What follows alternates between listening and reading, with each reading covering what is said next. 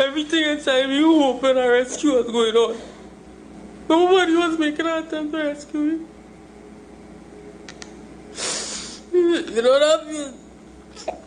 February 25th, 2022. The sun hung low over the tranquil waters off the coast of Trinidad and Tobago, its golden light glinting off the waves as 5 seasoned divers prepared for what should have been a routine maintenance job.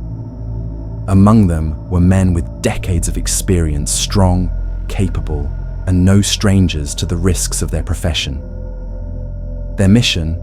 Inspect and repair a dormant oil pipeline, a task they had performed countless times before. But the ocean is a fickle beast, and fate had other plans. As they descended into the blue, the world above faded into silence, replaced by the rhythmic sound of their own breathing. The water was calm, visibility, decent conditions were perfect. Then, without warning, the sea changed its mind. A powerful, unseen force, like the grip of some ancient leviathan, yanked them toward the pipeline. The suction was instant, violent, and inescapable. One by one, they were dragged into a gaping, unlit maw, their bodies hurled into a suffocating labyrinth of twisted metal and inky blackness. The pipeline, meant to carry oil, now became a tomb, its walls slick with viscous crude that clung to their suits, their masks, their lungs. The more they fought, the tighter the ocean's grip became. Above, their support crews scrambled in panic, radios crackling with desperate calls. But below, in that lightless, airless void, the divers faced a horror few could imagine, trapped not by the sea's indifference, but by the very machinery they had trusted to maintain. This is the Paria diving disaster, a tragedy that should never have happened. A chain of errors and oversights that turned a simple job into a fight for survival. And for some, a fight they would not win.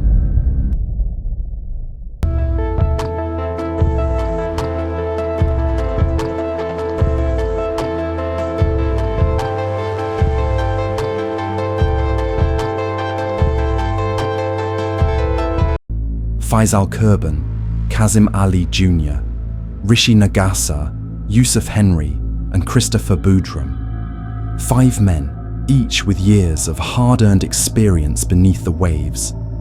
They worked for LMCS, a trusted diving contractor hired by Paria Fuel Trading Company to handle what should have been a straightforward task: remove an inflatable plug sealing a dormant 30-inch underwater pipeline.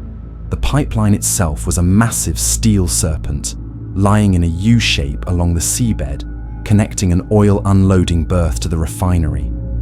It had been sitting idle, empty of crude, or so they thought. The team had done this kind of work before. They knew the risks, the procedures, the safety checks. The plan. Using an 8-foot diving bell, they created a dry, pressurized workspace, a temporary air pocket where they could remove the plug safely. It was a well-practiced routine. The bell was their lifeline, their shelter in the crushing depths. The moment it all went wrong, the plug was released, and then the ocean inhaled. What no one had accounted for was the deadly physics lurking in the pipe. Unbeknownst to the divers, another inflatable plug installed further down the line had created a sealed vacuum. The moment the first plug was removed, the pressure difference became catastrophic. The pipeline wasn't just empty, it was a 300-foot-long death trap, primed to suck in anything in its path. The force was instant, unstoppable. Like a monstrous gullet, the pipe yanked the divers off their feet, hurling them into the abyss. Tools, the diving bell, even the very air they needed, everything was swallowed. The men were slammed into the steel walls, dragged through pitch-black darkness, their bodies battered by the violent rush of water. In seconds, they were trapped inside the pipe, submerged in oily blackness, with no way out, no light, and vanishing oxygen. Above, the surface crew heard the screams over the comms, then silence. What followed was a desperate, futile rescue attempt. As the truth became horrifyingly clear, the pipeline had turned into a sealed coffin, and only one of the 5 men would make it out alive. This was no accident.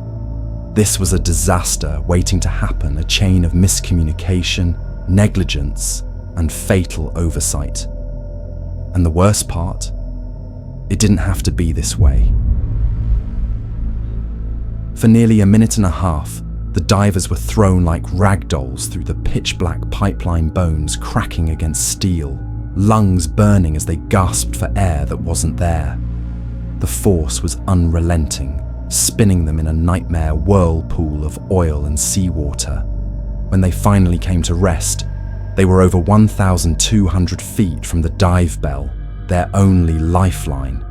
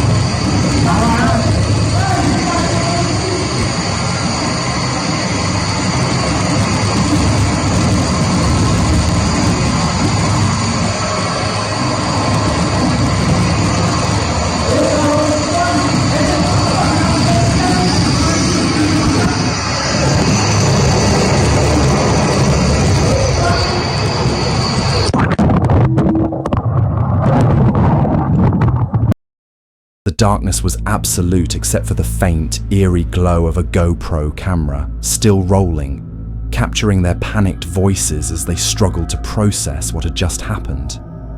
Christopher Boudrum, his body screaming in pain, later recalled the sensation of being flung like a bullet.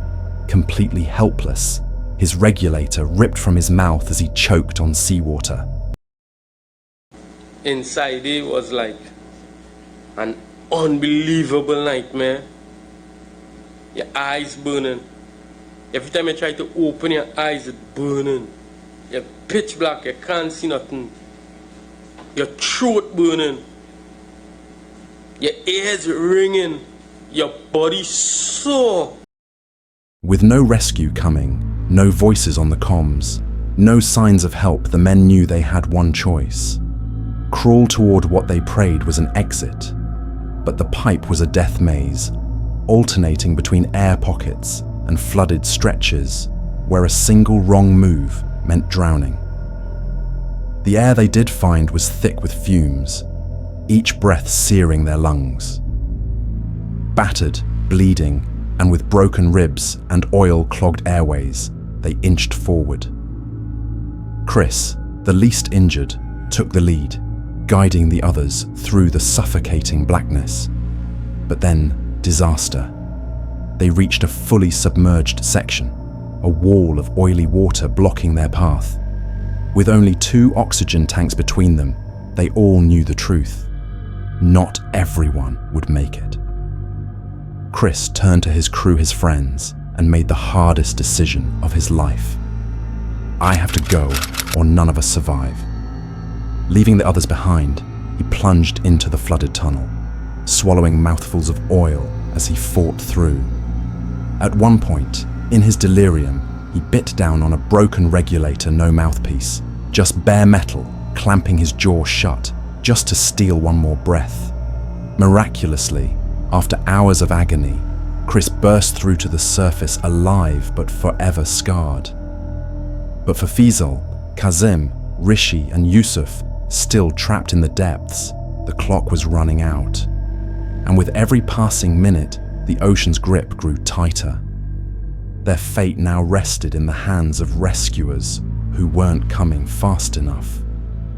When Christopher Boudrum reached the surface and gasped out the location of his trapped crewmates, rescue teams sprang into action briefly. Divers descended, listening for signs of life, and then they heard it. A desperate, rhythmic pounding from inside the pipe. Proof that Faisal, Kazim, Rishi and Yusuf were still alive. But then unthinkably, Paria Fuel Trading Company ordered all rescue efforts to stop. Their reasoning? Too dangerous. For 3 agonizing days, families waited on the shore, clinging to hope as officials debated. The public outcry grew deafening.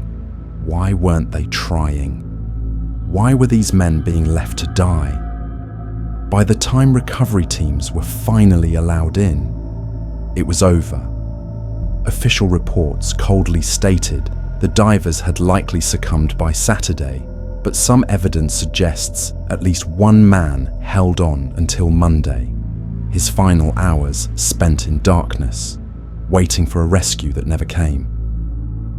A commission of inquiry was launched, with Christopher Boudrum delivering harrowing testimony, reliving every second of the ordeal. His account painted a damning picture: failed safety protocols, ignored warnings, and a corporation more concerned with liability than lives. As of 2025, the Commission's findings have not led to prosecutions. LMCS and Paria continue to shift blame, while grieving families demand accountability. Proposed safety reforms, most remain on paper, unenforced. The Paria diving disaster wasn't just a tragedy, it was a preventable failure at every level. And until those responsible are held to account, the legacy of those 4 men remains not just a memory, but a warning. The Paria pipeline tragedy remains one of diving's most harrowing disasters. A story of brotherhood, survival, and a system that failed them when they needed it most. Christopher survived, but he carries the weight of 4 brothers lost.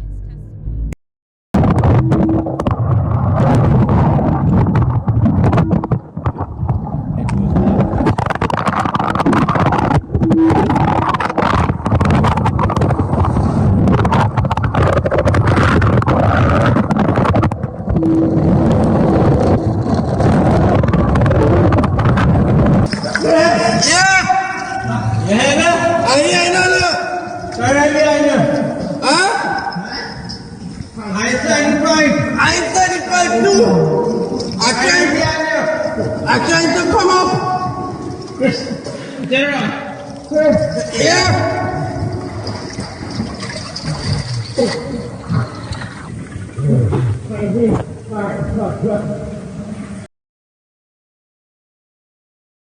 If you are moved by this story, like, comment, and subscribe. Speak their names and demand better. For Kazim, Yusuf, Rishi, and Faisal, we remember you.